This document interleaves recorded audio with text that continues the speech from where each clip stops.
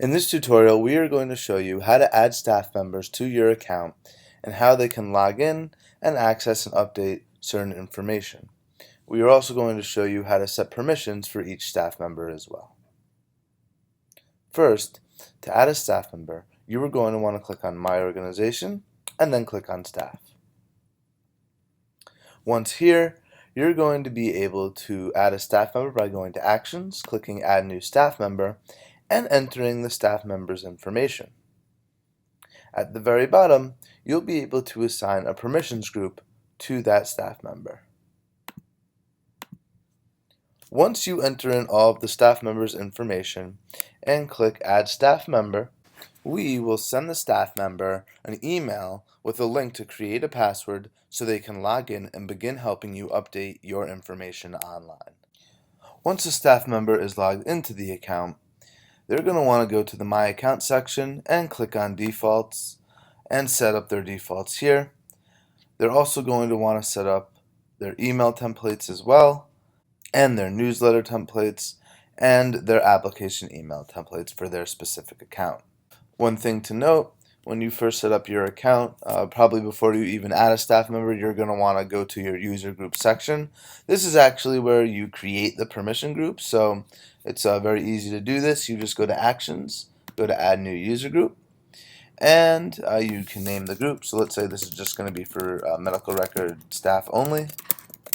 And once you enter in the name of the group, if you scroll down, you can actually select off every single section that you want staff members of this group to have access to. So you'll notice here that we list the section names and they correspond with the section names up here.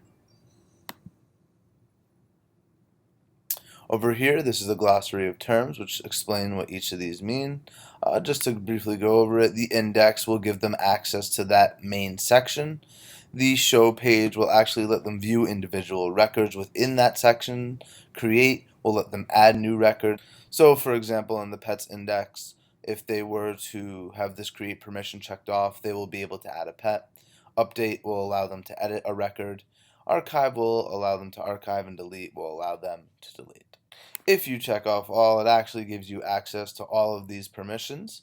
And since this is just going to be the medical record entry, and since this is going to be the medical records group, we're just going to check off all for the reminder section and the medical records section, and scroll down to the bottom, hit save. When you do this, the group will be created. You will see it in your groups section of your dashboard. And once the group is added to the dashboard, you are now able to go to Actions, click Members, and add staff members to this user group. Again, this can also be done when you're adding the staff member at the very bottom, but it can be done here as well. Once you check off the staff members you want added to the group and click Save, they will be added. Just keep in mind that if they're assigned to multiple groups, they will have all the permissions of both groups. If you have two groups that are similar and you want to duplicate a group, just to make things a little easier for setup, you can just go to Actions, Duplicate, and what that's going to do, it's going to bring you to the page with the exact same name. However, this is going to be a new group, so you can name it whatever new group you want. And at the bottom, you will see that the same permissions are checked off. For example, this used to be the pets only group, so that's why only the pet section is checked off. So basically, if you have groups that are similar, this just makes it very easy, so you don't have to go and re-click through every single section on every single group. This concludes the tutorial of adding staff members to your account and setting up permissions for your staff members.